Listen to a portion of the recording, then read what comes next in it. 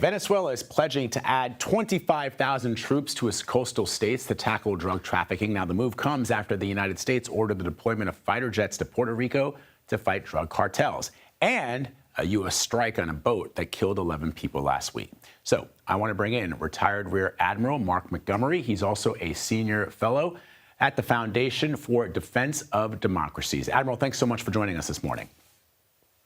Well, thank you for having me. So, Admiral, as you know, the United States is carrying out these operations in the Caribbean, and it appears that they may have killed civilians in the conduct of this operation. Is that legal? This is a very challenging legal question. I think the Trump administration puts forward two arguments, both of which I'm not sure stand up, to scrutiny. The first is they argue that like in the 2001 authorization to use military force against al-Qaeda, if al-Qaeda was carrying explosives to the United States, we would strike them. That Tren de Aragua, the cartel that was supposedly on this boat, is a foreign terrorist organization.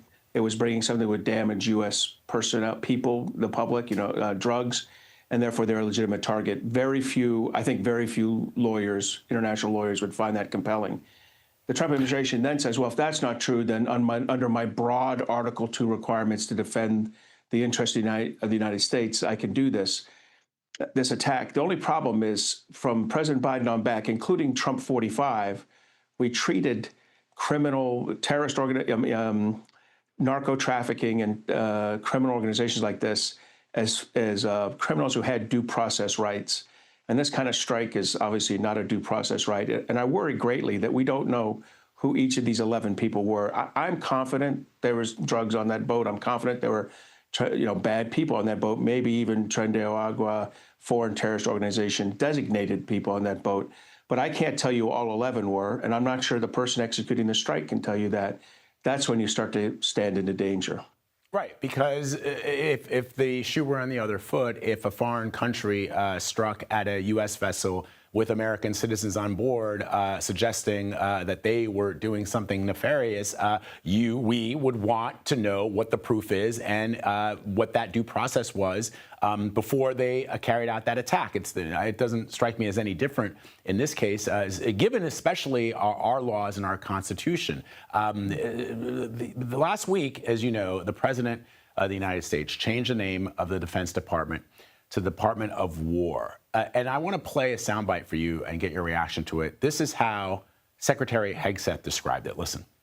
We're going to go on offense, not just on defense. Maximum lethality, not tepid legality. Violent effect, not politically correct. We're going to Okay, all of us Americans always want our military to operate with maximum lethality if they are engaged in armed conflict with an enemy. But the notion of tepid legality when it comes to, for example, as you mentioned, due process, that's what I'm sort of curious about from your perspective. Tepid or not, it's still illegal if that's what the law, if that's what our courts decide. You may not agree with the law. You may think it's tepid or flaccid, but it's still the law. Am I wrong?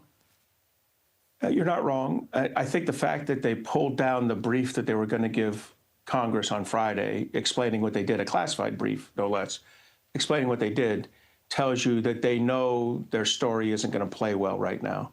So my gut reaction is this is a tough legal case to make. And as far as, I don't need a Secretary of Defense that can rhyme. What you really need is a Secretary of Defense that makes sure we're buying the right amount of equipment, doing the right amount of things.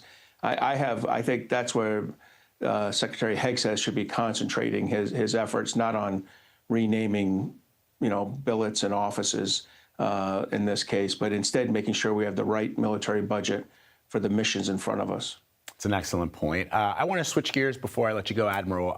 West Point just canceled recently an event that was set to honor Tom Hanks with one of its most prestigious civilian awards so that it could focus more on preparing cadets for the future. Obviously, for people who may not be aware, Tom Hanks, who has done so much to bring attention to the greatest generation with films like Saving Private Ryan and documentaries documenting our armed forces and men and women in combat who have served in ultimately who paid the ultimate sacrifice. What do you make of this sort of what appears to be sort of retribution for maybe perhaps his political positions? Well, I'm pretty sure that's what it is. So what I'd say is Tom Hanks is a good friend of the military. Military officers like myself watched his movies. We understood what a great recruiting tool they were for us. He pushed forward the strongest, most positive images of particularly the United States Army over the last 30 years in movies. And, his movie Destroyer was a great discussion about Navy ships in combat in World War II. So he really was a great advocate for the military, a great recruiter. This isn't a West Point issue. This is a Secretary of Defense issue. And this is about, canceling an award for someone who earned it, deserved it. All you need to do is read the announcement, the original comments when he was put forward for the award, and it was first informed everybody that he was going to receive it. Clearly, he has been a great contributor to the United States military. He was an obviously qualified recipient for this award from the Alumni Association, and it's disappointing that they pulled the rug out from underneath this event. Yeah, and I wasn't a U.S. Military Academy cadet, but I was an ROTC cadet. And even in my very first military science class, that was drummed into our heads that the military was meant to be apolitical. We're just the instruments of politicians, but we ourselves, the military, does not take any kind of political positions, especially the leadership. So is this troubling you that we now see an increased politicization of our military, starting with the secretary?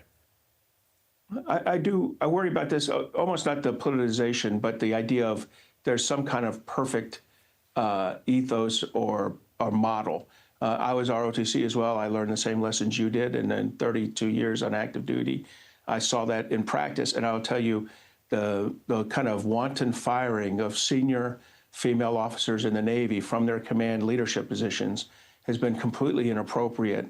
It sends the wrong message to the 25% of incoming officers in every year group that are women officers in the Navy, that you're not valued, that you're not needed, that mommy shouldn't be in the military or shouldn't be in combat. That's the kind of message being transmitted from the Secretary of Defense. It was in his book, it's in his actions, and it's totally inappropriate.